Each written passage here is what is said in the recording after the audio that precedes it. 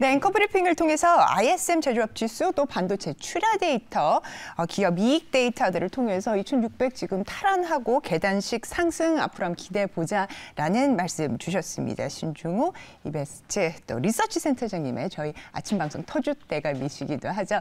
네, 브리핑 여러분께서 함께 하셨고요. 이어서 전일장 수급 흐름 확인해 보도록 하겠습니다.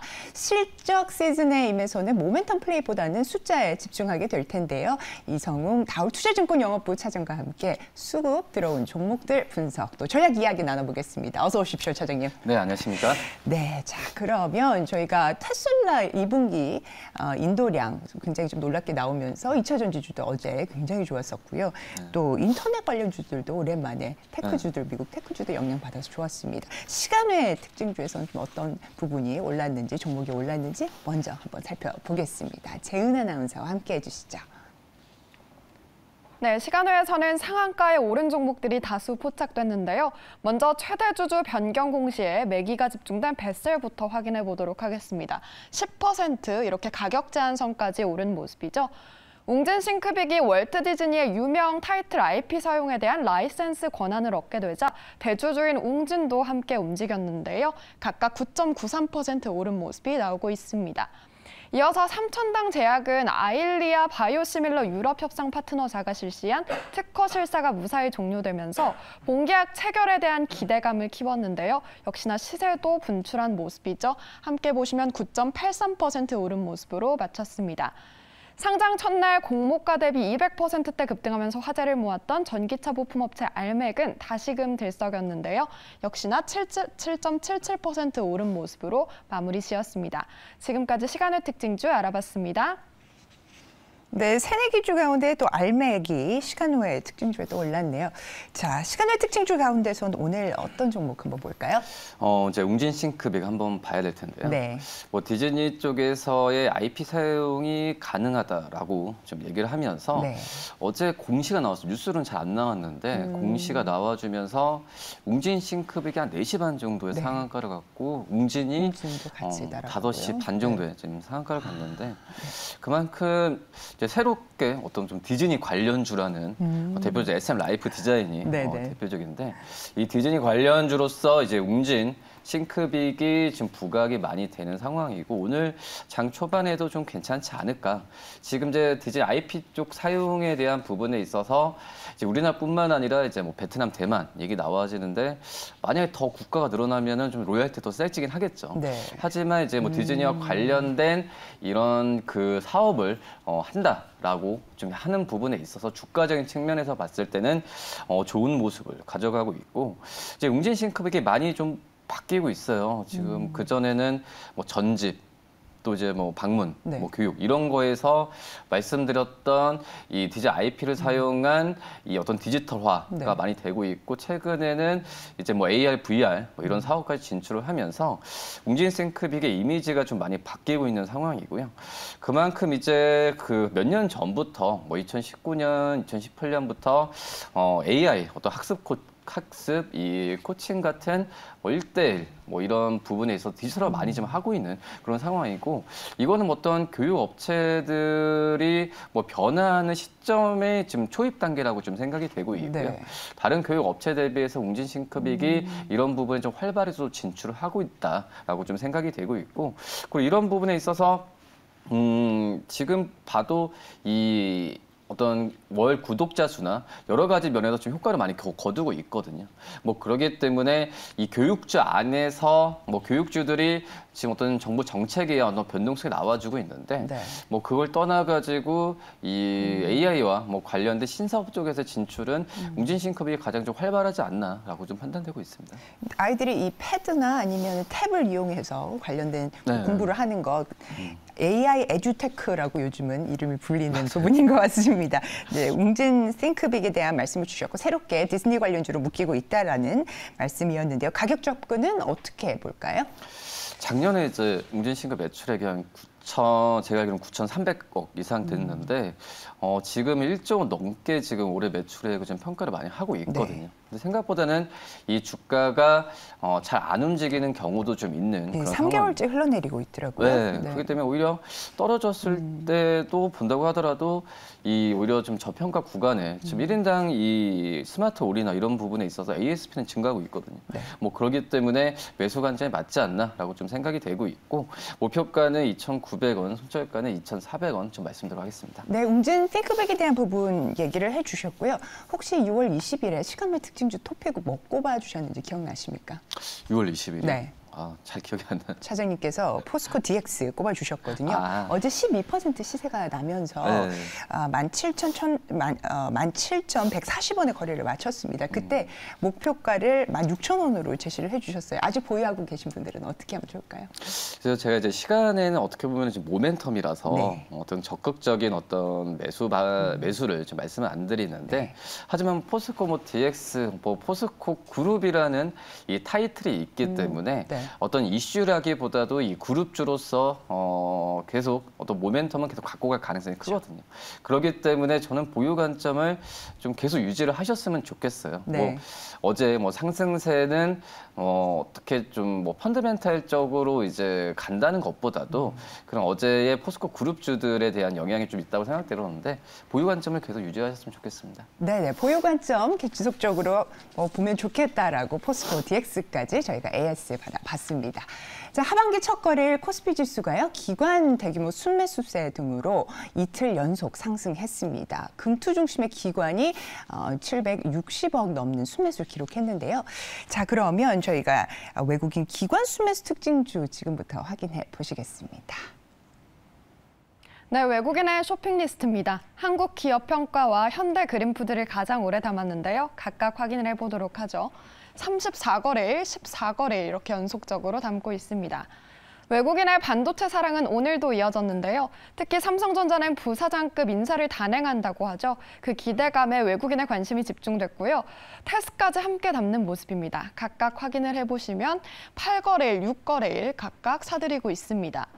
또 파우치형 의약품 소재 글로벌 1위에 빛나는 JVM, 실적 기대감까지 더해지면서 외국인이 강하게 사들였고요. 역시나 시세를 분출하면서 4거래일 연속 이렇게 담고 있습니다. IT 산업에 대한 관심은 기관에서도 찾아볼 수 있었는데요. 다우기술과 리노공업을 중심으로 집중 매수하는 모습입니다. 역시나 12거래일, 11거래일 각각 매수세가 들어왔습니다.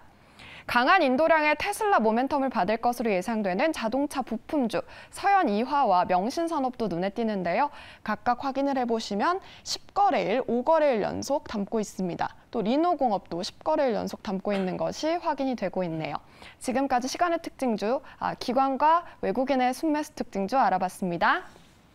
네, 외국인 순매수 특징주 가운데 한국 기업 평가 34일째 장장 외국인이 사들이고 있습니다. 확실한 이 신평사들의 저평가 구간이다 이렇게 좀 생각하는 걸까요?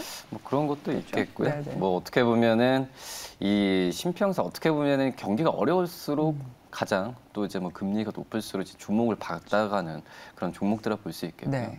뭐 금리가 이제 내년에도 인하가 힘들다라는 얘기도 나와주고 있잖아요. 네. 그런 점에서 봤을 때 이런 신평사에 대한 좀 관심은 더욱더 높아질 가능성이 좀 있지 않을까라고 또 네. 생각이 됩니다. 좋습니다.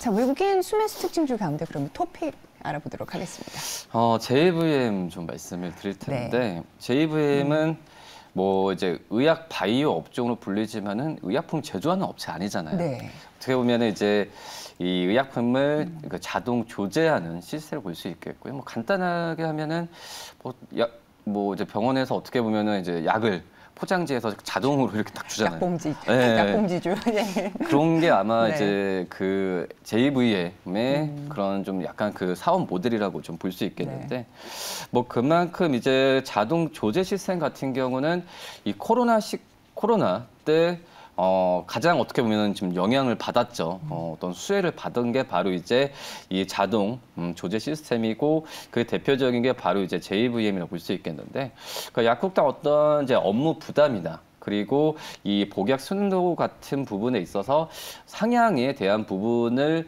코로나19 이후에 필요성이 굉장히 좀 높아진 네. 그런 상황이라고 좀 볼 수 있겠고, 근데 중요한 부분이 우리나라 쪽에서 코로나 전도 그렇고 코로나 때도 이 시장에서의 침투율이 굉장히 좀 좋았는데, 해외에서도 이런 이 자동 조제 시스템에 대한 수요 부분이 계속 늘어난 이런 상황으로 가고 있다라고 좀 말씀드릴 수 있겠고요. 지금 이제 JVM의 이 자동 조대 시스템에 대한 그 수출에 대한 부분이 59개국까지 늘어났거든요. 거의 60개국 육박하는 그런 상황인데, 근데 신규 지역에 좀 확장한 부분에 있어서 이 라인업이 굉장히 다양화될 가능성이 크다라고 판단되고 있고요. 증권사 같은 경우에도 뭐 이런 부분에 올해 영업이익을 지금 거의 370억 가까이 지금 평가를 지금 많이 하고 있는 그런 상황이고, 뭐 그런 점을 본다고 한다면은 JVM 뭐 지금 이제 주가 수준도 본다고 하더라도 충분히 지금 저평가 매력이 있지 않나라고 좀 생각되고 있습니다. 네, 장비 교체 수요까지 뭐 있다라는 저 리포트를 본 적이 있는 것 같습니다. 호실적 지금 쓰고 있는 JVM에 대한 말씀을 주셨고요. 자, 가격 전략도 확인을 해보겠습니다. 지금 증권사는 목표 주가를 좀 4만 원 이상은 지금 보고 있거든요. 네. 뭐 주가 부분도 지금은 이렇게 급격하게 올라가는 것보다도 이 어떤 계단식으로 잘 올라가고 있기 때문에 매수에 대한 부분도 좀 부담이 없다라고 좀 생각이 되고 있고요. 1차적 목표가 31,000원, 그리고 손절가는 26,000원 말씀드리도록 하겠습니다. 네, JVM에 대한 가격적인 전략도 저희가 들어봤고요. 이어서 기관 순매수 특징주 가운데 토픽 한번 꼽아보도록 하겠습니다. 명신산업 말씀을 좀 드리도록 하겠는데, 지금 본다고 하더라도 이제 자동차의 업종이 주도주로 많이 좀 부각이 될 가능성이 있어요. 주도주라기보다도 이제 반도체, 뭐 이번 주 금요일 날 삼성전자의 실적이 발표되는데, 이 발표에 따라서 이 자동차 업종도 어떻게 보면은 주도주로 바뀔 가능성이 더 있다라고 좀 생각이 되고 있고, 그 안에서 이제 명신산업 같은 경우에도 이 차체 어떤 프레임을 만드는 기업인데 어떤 수혜를 볼 가능성도 굉장히 좀 크다라고 좀 생각이 되고 있고, 뭐 대표적으로 이제 이 뭐 차체 만드는 종목 기업은 그 전에도 제가 화신 많이 말씀드렸잖아요. 네. 화신과 이제 명신산업 이제 두 종목을 좀 많이 얘기를 하고 있는 상황이고, 근데 어떻게 보면 전기차 쪽으로의 이 그 내연기관에서 이 전기차 쪽으로의 그 바뀌었을 때 화신보다는 약간 명신산업 쪽에서의 이 관심이 좀 높은 건 맞다라고 네. 지금 생각이 좀 되고 있고요.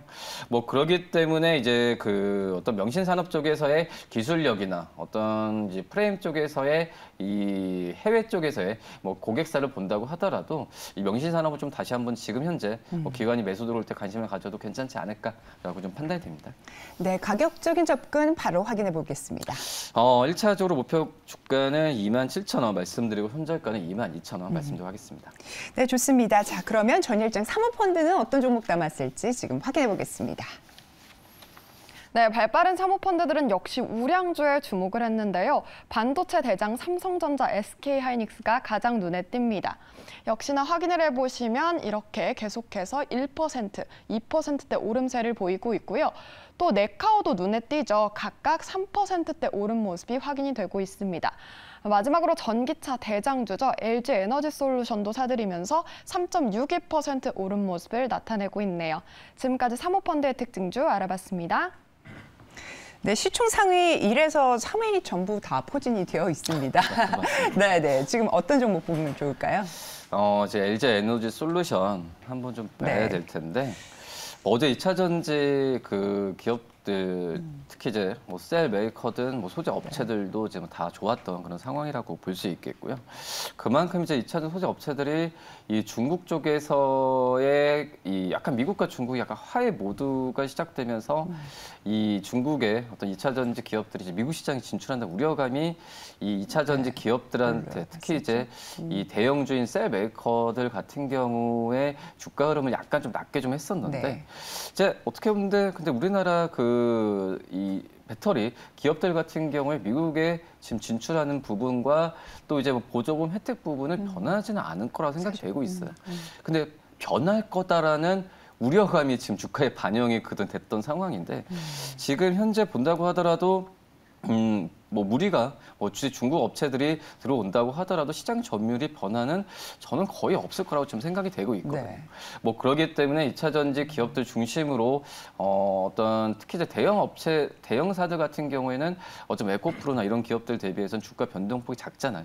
이런 기업들 같은 경우에는 저는 꾸준하게 중장기적으로 보유 관점을 가져가는 게 낫다라고 좀 생각이 되고 있고, 특히 이제 뭐 LG 에너지 솔루션 같은 경우가 이 배터리 3사 중에서 가장 이제 미국의 그 공장이나 활발히 하고 있는 기업이거든요. 그렇기 때문에 오히려 보조금 혜택이나 이런 부분에 있어서 수혜를 가장 많이 받을 가능성이 큰 게 바로 이제 LG 에너지 솔루션이다라고 좀 생각이 되면서 뭐 사모펀드 쪽에서의 뭐 수급이 들어왔다는 걸 떠나가지고 좀 중장기적인 보유 관점을 꾸준하게 유지하셨으면 좋겠습니다. 네, 좋습니다. LG엔솔에 대한 가격적인 전략도 확인해 보겠습니다. 지금 LG에너지 솔루션 어제 57만 3천 원에 주가 끝났는데 역시 60만 원 이상까지 그 이상 또 바라봐도 괜찮다라고 생각이 되고 있고 1차전 목표가 61만 원, 손절가는 55만 원 말씀드리도록 하겠습니다. 네, 좋습니다. LG엔솔의 가격 전략까지 확인을 해봤습니다. 자세한 투자 전략까지 꼼꼼하게 짚어주신 이성웅 차장님, 오늘도 말씀 대단히 감사합니다. 네, 감사합니다.